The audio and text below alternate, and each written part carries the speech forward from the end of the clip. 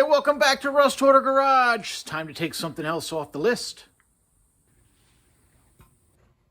Found a booster. Of course I did. Had another one on the shelf. Maybe my last one. But, yeah. I just ran the engine for a minute. This is what should happen when you have a good booster. So, that one's going in. All right, that was relatively painless. It took about 20 minutes to swap out that booster. Would have been even quicker, but one bolt was behind the fuse box area, which was kind of tight. So, done. So, let's take a look. I had written that on here. Bye-bye for that. And also, got my overflow tank, which I promptly scratched up, putting it in. Just made a band blanket. Now it's all scratched up and matches the rest of the car. Perfect. All right, so then we got overflow tank. Bye-bye. All right, what is left? I need a gas pedal. I need to swap the rear axles and the wheels and tires. Getting down on the list here as far as pre-turbo stuff. This is good.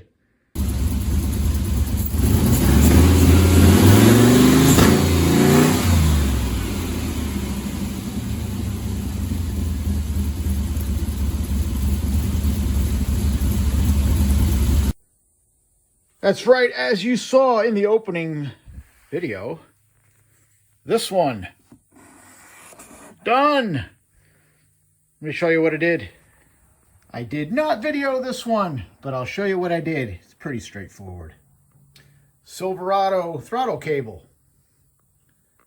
Mounted on the engine, obviously. So, how did I figure out where it was going to go in the firewall? Well, I'll show you. Well, to figure out where that cable was coming in, all I did was put my gas pedal where I wanted it to be. And what is this gas pedal? This actually came out of a 79 Z28. And I don't know why it had this kind of gas pedal in it. Maybe to disconnect lockup. That doesn't make sense. I don't know. But if you notice, it has a switch mounted on it. So when you go to wide open throttle, it hits that switch. And what that is, that's a Turbo 400 kickdown switch. So I don't know why it was in the 79 Z28, but it was. Oh, excuse me. It was 1981 Z28. Again, still don't know why it was in there. It was a car I bought for the subframe and some miscellaneous parts, and that was in there. So anyway, all I did was kind of stick it where I thought it would be a good spot, you know, and not too far off the floor. Make sure that this guy here shows you your range of pedal movement. Make sure I could get full movement on the pedal. And all I did was shoot it right to the firewall. That's it, just like factory. Even used their bolts. A few pilot holes, and those are like little lag bolts, and shot it right into the firewall. Done. And then all I did was line up where the cable is coming and drill a hole. Very simple. But I am going to hook up this switch because I have the Turbo 400 and it has a kickdown solenoid. So I'm going to throw key on 12 volts to one side of this, and the other side is going to run down to the transmission. Gas pedal install on a custom deal like this. What's the most important thing? 100% throttle. Absolutely. So I've got the scanner hooked up here, and push the pedal to the floor. 100%. How did I get it perfect? Well, when I first hooked up the cable, it was close. It was maybe 98. But I needed a little bit more throw, which means I needed to move the cable up a little bit. If you'll notice, see those little hex nuts on there? All I did was get some small hex nuts, use a cutoff wheel and put a slot in them, fit them over the cable, and then close them back up with a vice grip so they don't fall off. Effectively, those are spacers for the cable, which gave me just that little extra throw I needed to get the 100%. Works great. So now, looking at the list, it is getting shorter. What's left? I already replaced the brake booster with another used one, so that's done. We did the gas pedal now. That's about it. I mean, other than the seat, got to change rear axles, put the wheels on that I'm going to run, and put the seat back in. This car will be ready to drive out of here. So I think the next major things will be, let's replace rear axles and do the wheels and tires. So the list is getting smaller, or shorter, I should say. Oh no, I got oil dripped on the ground. What's up with that? Move that over there. So, time to swap out these axles. Just draining the oil out of the rear, which is probably one of the worst things you can do because I can't stand the smell of gear oil. But I got to swap the axles out on this thing to get 5 lug on it, because these are still the 4 lug axles that I threw some studs in just to make it a roller. So let's get that done.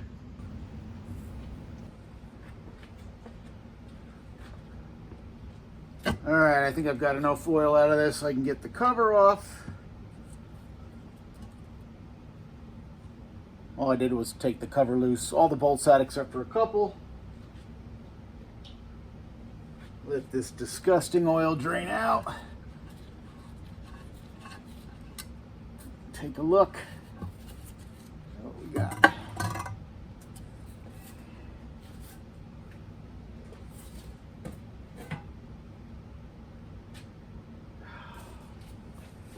All right, and there we are. 273 posi. All right, so we got the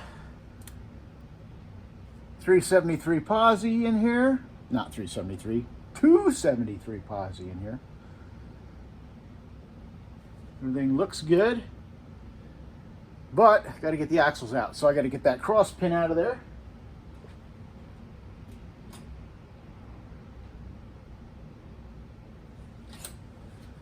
I think that's a 5/16,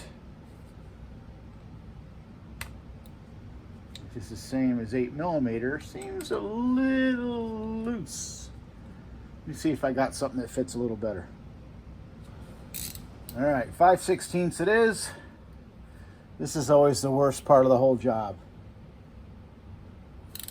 Will the bolt come out in one piece? If you've ever had one of these break, it is a nightmare. And if it breaks, I'm turning the camera off and going in the house.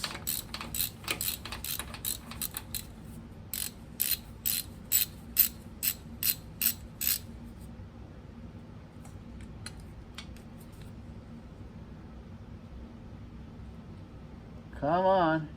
Thank you. Got Loctite on it, which made a mess. Came out in one piece. Thank you. All right, next thing's gonna be getting the cross shaft out of here. Whoop, looks like it's gonna slide right out. So that's good. Nice. All right, all that's left is the C-clips.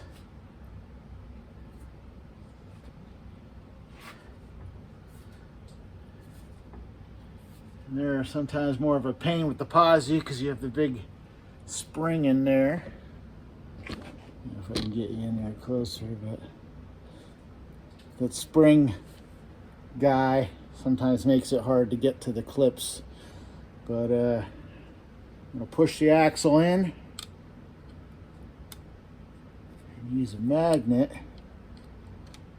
to try to get them until they fall into the case and the gear oil.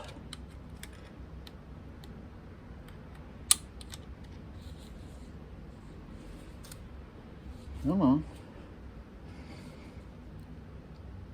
Hold on. Too much. Magnet is sticking to everything but the clip. Time for needle nose. Sorry if you can't see what I'm doing.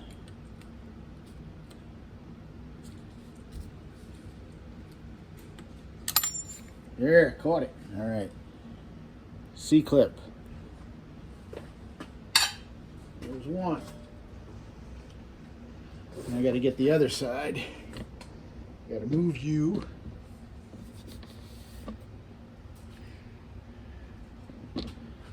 I still won't be able to see what I'm doing, but you get it.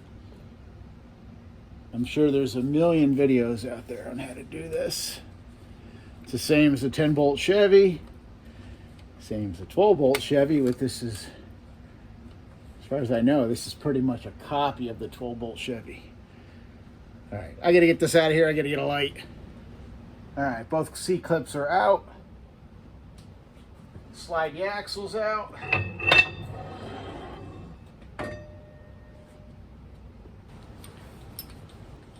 All right, well, the kit I got for this is from Jegs. New pair of axles, Fox body axles. They just have the 4.5 bolt pattern. It's not GM, but I can re-drill it or put Ford wheels on the back, which is what I have laying around, so that's probably what I'll do. And it comes with new axle bearings and seals and new studs. So I'm going to pull the axle bearings out of here. If you don't have a slide hammer, you can rent one at any of the auto parts stores. And I'll just knock the bearing out with the seal right there, and it'll just take it all out in one shot. I don't do this every day, so if I'm slow, sorry.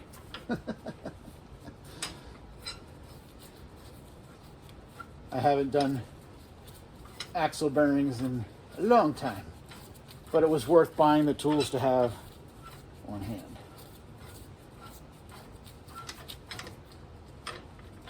All right.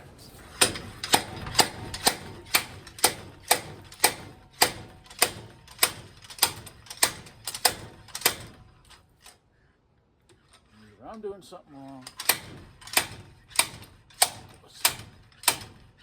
Just gotta hit it, Mary.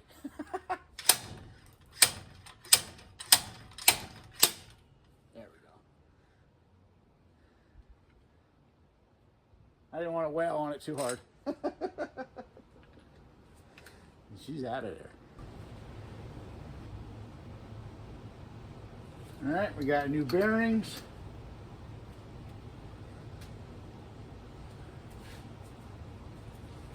Hammer. See if I can get it started somewhat straight.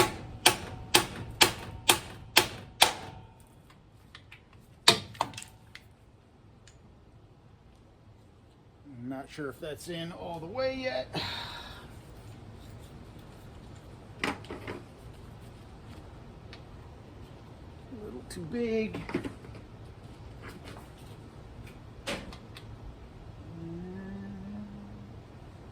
Kind of small. I don't want to wail on it too hard. I just want to make sure it's in there all the way.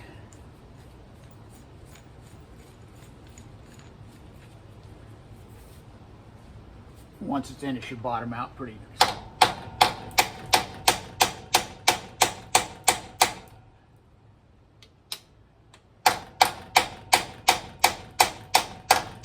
There we go. She's in there. All right. And we got a new seal.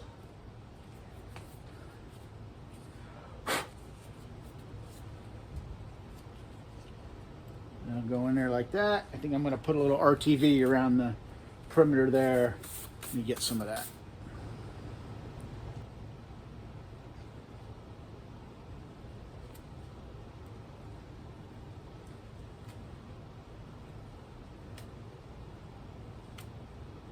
A little bit of RTV around the perimeter there. Keep the oil from getting past that. And that should work.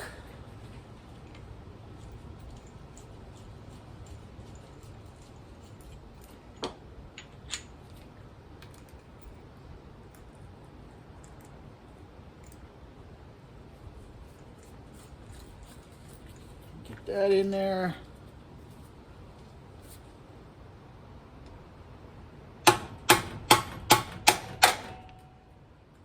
very nice. Cool. Last thing I'm going to do before I put the axles in is put a bunch of gear oil around that bearing just so it's not dry right away. And then axles go back in. Do the same thing on the other side. Come back.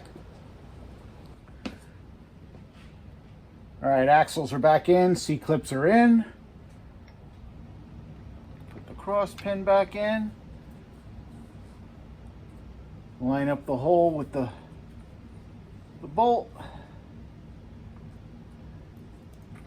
That in there. Grab the wrench.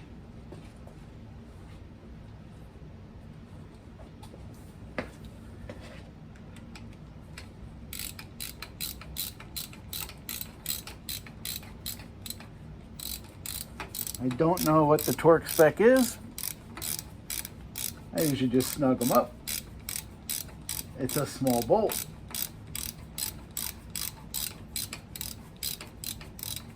You don't want to do too much with it, but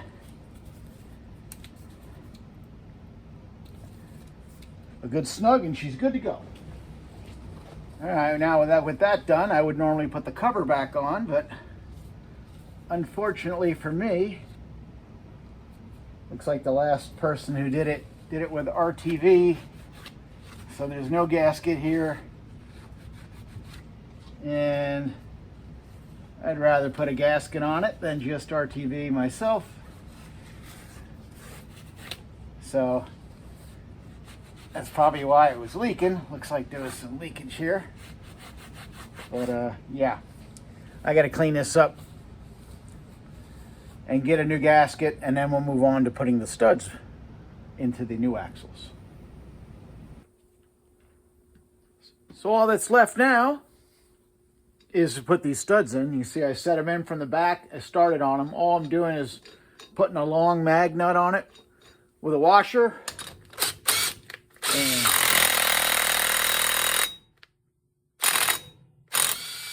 sucking them in as far as I can. And then I'll put either put the car in park or put a bar in a drive shaft and put a ratchet on this and pull them in the rest of the way.